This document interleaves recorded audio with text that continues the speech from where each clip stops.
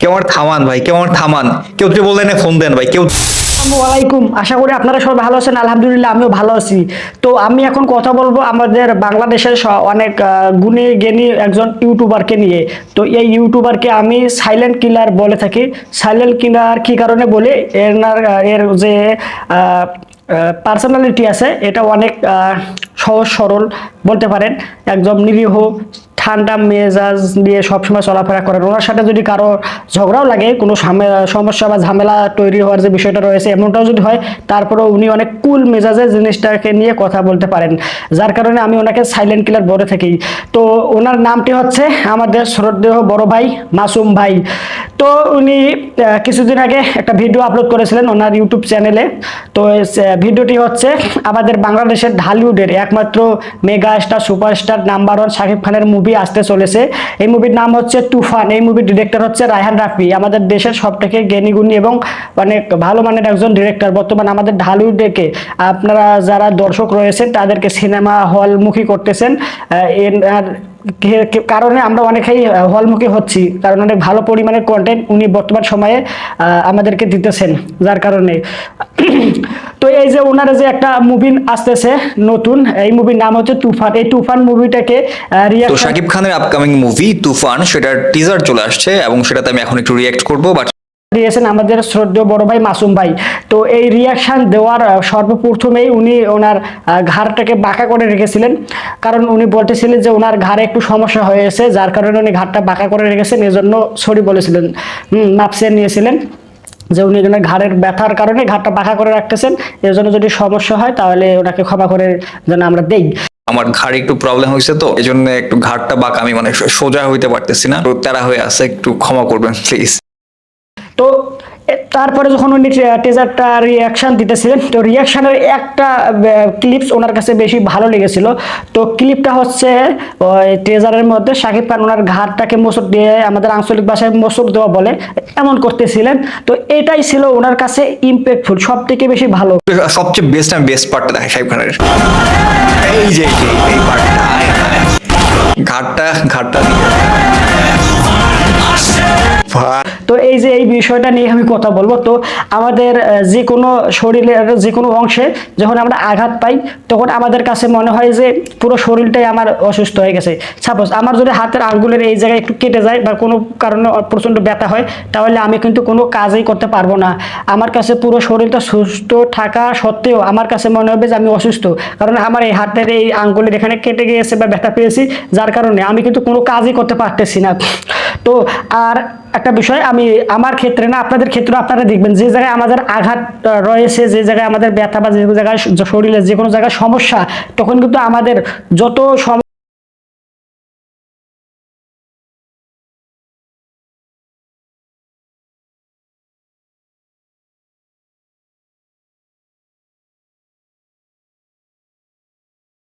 যার কারণে আমাদের মনে হয় পুরো শরীরটাই অসুস্থ। তো নর্মালি আমাদের কাছে যখন আমাদের সম্পূর্ণ শরীর সুস্থ থাকে তখন কিন্তু কোনো ইফেক্ট পড়ে না, তখন কিন্তু প্রভাব পড়ে না। কিন্তু যখনই আমার শরীরের যে কোনো একটা অংশে কোনো ক্ষতি হয়ে থাকে, আঘাত পেয়ে থাকি, তখন আমাদের কাছে ওইটা অনেক বড় ধরনের সমস্যা মনে হয়। সাপোজ আমাদের মনে করেন যে আমরা দেখে থাকি আমাদের পরিবেশের আশেপাশে অনেকের বিভিন্ন শরীর অঙ্গ প্রত্যঙ্গ নেই বা অনেক সমস্যা দেখা যায়। তো তাদের ক্ষেত্রে মনে হয় যে এই জিনিসটা যদি তার থাকতো তার অনেক ভালো হইতো। আর যাদের আছে তারা কিন্তু এই জিনিসটার অতটা মর্ম বুঝে না। যার নেই সেই জিনিসটাকে যে অনুভব করে যে এই জিনিসটা আমার নেই, ও যেভাবে ফিল করে, আমরা কিন্তু ওইটা ফিল করতে পারি না। আমাদের সবকিছু কমপ্লিট, আমাদের মনে করেন যে ওই জিনিসটা মনে হয় না। তো আমি যখন এই ভিডিওটা শুট করতেছি, এতক্ষণে ওনার ঘাড়ের যে ব্যথা ছিল সুস্থ অলরেডি হয়ে গেছে আমার মনে হয়, কারণ অন্যান্য কন্টেন্ট উনি দিচ্ছেন, দেখতেছি যে ওনার বর্তমান সময়ে কোনো সমস্যা নেই, উনি সঠিকভাবে সম্পূর্ণ কিছুই করতে পারতেছে। তো আমার এই ভিডিওটা শ্যুট করার কারণটা হচ্ছে এটাই যে আমাদের শরীরে যখন কোনো অংশ আঘাত পেয়ে থাকে তখন আমাদের অনেক মনে হয় যে এই জিনিসটা অনেক বড় ধরনের ক্ষতি হয়ে গেছে, এইটা কারণে আমরা প্রভাব পড়ে থাকে শরীরের উপরে। তো আশা করি আপনারা বুঝতে পারছেন। আর নর্মালি আমাদের অতটা প্রভাব পড়ে না শরীরের উপরে।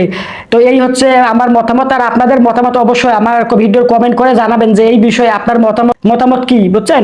তো এমনটা অন্যদের ক্ষেত্রে হয়। আর বিশেষ করে আমাদের কাজকর্ম বাদেও অন্যান্য যে বিষয়গুলো রয়েছে, অনেক সময় আমরা টেনশন নিয়ে থাকি যে এই কাজটা আমার হচ্ছে না, এই কাজটা হলে আমার জীবনে কোনো সমস্যা নেই, সমস্যা সমাধান হয়ে যাবে, আমি আর কোনো প্রবলেমেও পড়বো না।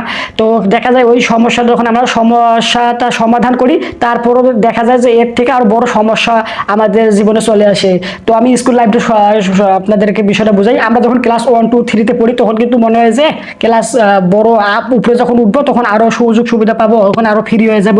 কিন্তু যত আমরা উপরে যাই তত কিন্তু মনে করেন যে আরো বেশি বেশি পরিমাণে বই আমাদের বাড়ে, আমাদের পড়ালেখার চাপ বাড়ে, আরো বেশি বেশি প্যারালিত হয়।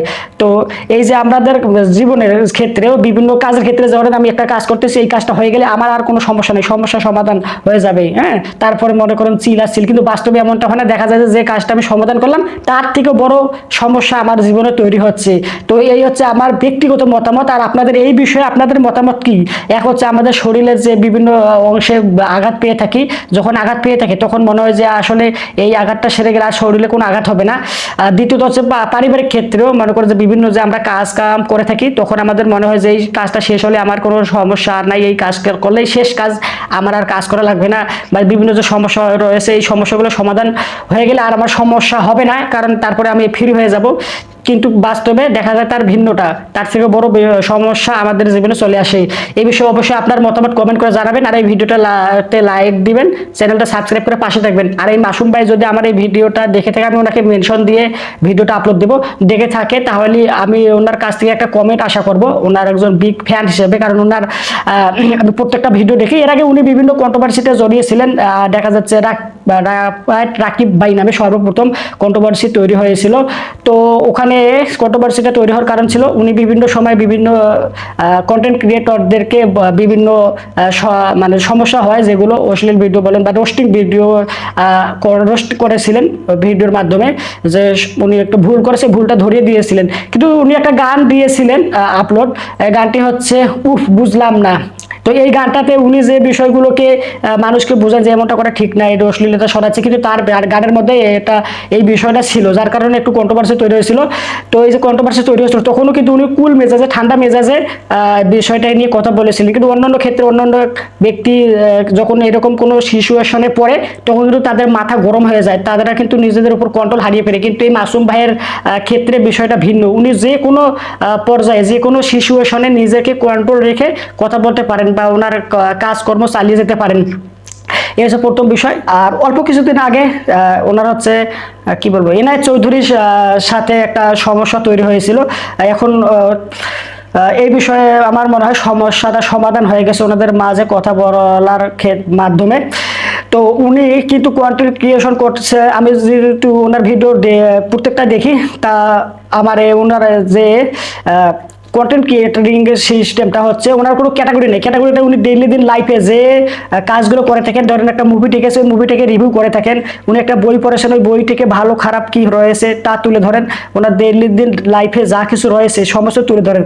আর প্রথমত আমরা যারা কন্টেন্ট ক্রিয়েশন করি, ভিডিও ইউটিউব ফেসবুক বলেন বিভিন্ন সোশ্যাল মিডিয়া প্ল্যাটফর্মে আপলোড করে থাকি, এখানে সবার টার্গেট একটাই থাকে, সেটা হচ্ছে অর্থ উপার্জন, টাকা ইনকাম করার জন্য।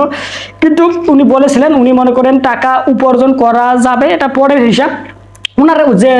ওনার শখ যে উনি কি করতেছেন, কেন করতেছেন, কিভাবে করতেছেন, এই জিনিসটাকে তুলে ধরে মানুষজন দেখবে, ভালো বলবে, জাস্ট এটুকুই। এমনকি উনি ওনার চ্যানেলে টাকা পর অপশন চালু, যেটাকে মনিটাইজেশন বলা হয়, এটা চালু হওয়ার পরেও কিন্তু উনি 1 বছর ওনার প্রত্যেকটা ভিডিওতে মনিটাইজেশন অফ করে রেখেছিলেন, শুধুমাত্র মানুষজন ওনার ভিডিও দেখার সময় যদি কোনো অ্যাড এসে বিরক্ত না করে, যার কারণে পরবর্তী সময়ে এখন ইদানিং উনি ওনার চ্যানেলে মনিটাইজেশন প্রত্যেকটা ভিডিওতে অন করে রাখেন। তো ওনার যে এই যে চিন্তা ভাবনাটা, তা কিন্তু টাকা উপার্জনের জন্য ছিল না প্রথমত।